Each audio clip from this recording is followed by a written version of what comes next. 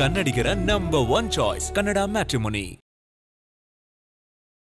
ಈ ಕ್ಷಣದವರೆಗೆ ನೀವು ಬಿಟ್ಟ ಒಂದು ನಕಲಿ ಫೋಟೋವನ್ನ ಬಿಟ್ಟರೆ ಅನನ್ಯ ಭಟ್ ಇದ್ರು ಅನ್ನೋದಕ್ಕೆ ಏನೋ ನಿಮ್ಮ ಹತ್ರ ಸಾಕ್ಷಿ ಇಲ್ಲ. ಅನನ್ಯ ಭಟ್ ಇದ್ಲು ಸಾಕ್ಷಿ ನಾನು ನಿಮ್ಮ ಮುಂದೆ ನಾನು ಕೊಡಬೇಕಾಗಿಲ್ಲ. ದಯವಿಟ್ಟು ನನ್ನನ್ನ ಕ್ಷಮಿಸಿ. ನಾನು ಯಾವುದೇ ಸುಳ್ಳು ಹೇಳ್ತಾ ಇಲ್ಲ. ಸುಳ್ಳು ಹೇಳ್ತಾ ಇಲ್ಲ. ದಯವಿಟ್ಟು ನಾನು ಕಾಲ್ಪನಿಕನೂ ಅಲ್ಲ. ನಾನು ಮೆಂಟಲ್ ಆಗ್ಲೂ ಇಲ್ಲ. ನನ್ನ ಮಗಳು ಇದ್ಲು. ಸತ್ಯ ಸತ್ಯ ಸತ್ಯ ಸತ್ಯ.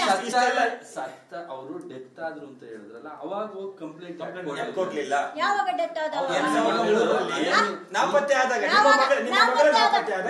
ಆದವಾಗ ಬೆಳ್ತಂಗಡಿ ಸ್ಟೇಷನ್ ಗೆ ಹೋಗಿ ನಾನು ಮಿಸ್ಸಿಂಗ್ ಅಂತ ಹೇಳಿದೆ, ಮಿಸ್ ಆಗಿದ್ದಾಳೆ ಅಂತ. ಆ ಸ್ಟೇಷನ್ ಅಲ್ಲಿ ಕಂಪ್ಲೇಂಟ್ ತಗೊಂಡಿಲ್ಲ.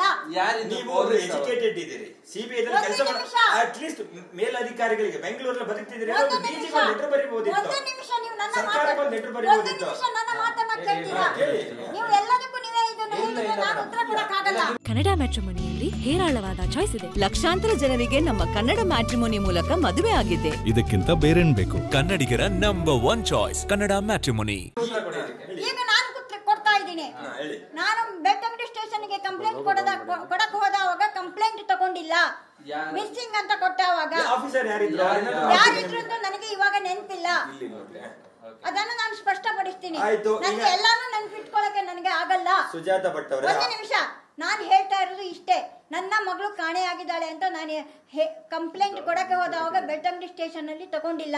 ಅಲ್ಲಿಂದ ನಾನು ಧರ್ಮಸ್ಥಳಕ್ಕೆ ಬಂದೆ. ಧರ್ಮಸ್ಥಳದಿಂದ ಬಂದವಾಗ ದೊಡ್ಡವರನ್ನ ಕೇಳಿದೆ, ಅಪ್ರೋಚ್ ಮಾಡಿದೆ. ದೊಡ್ಡ ವ್ಯಕ್ತಿಗಳು ಅವರಲ್ವಾ ಎಲ್ಲಾದ್ರೂ ಹುಡುಕಿ ಕೊಡ್ಬೋದು ಅಂತ. ಅವ್ರು ಹೇಳಿದ್ರು ಸಾಮಾಜಿಕವಾಗಿ 1000 ಜನ ದೇವಸ್ಥಾನಕ್ಕೆ ಬರ್ತಾರೆ, ಅವ್ರು ಪಾಪ ಯಾಕೆ ಇದ್ ಮಾಡ್ತಾರೆ, ಅವರನ್ನ ನಾನು ಬ್ಲೇಮ್ ಮಾಡಬಾರ್ದು. ತುಂಬಾ ಜನ ಬರ್ತಾರಮ್ಮ, 1000 ಜನ ಬರ್ತಾರೆ, 1000 ಜನ ಹೋಗ್ತಾರೆ, ಏನು ಹುಡುಕಕ್ಕಾಗುತ್ತಮ್ಮ ಅಂತ ಹೇಳಿದ್ರು. ಅಷ್ಟೊಂದು ಮಾತನ್ನ ಹೇಳಿದ್ರು. ನಾನು ಅಲ್ಲಿಂದ ಹೊರಗಡೆ ಬಂದೆ. ಸ್ಟೇಷನ್ಗೆ ಹೋಗಿ ಬಂದ ಮೇಲೆ ನನಗೆ ಗೊತ್ತಿಲ್ಲ ಸರ್. ದಯವಿಟ್ಟು ಕನ್ನಡಿಗರ ನಂಬರ್ 1 ಚಾಯ್ಸ್ ಕನ್ನಡ ಮ್ಯಾಟ್ರಿಮೋನಿ.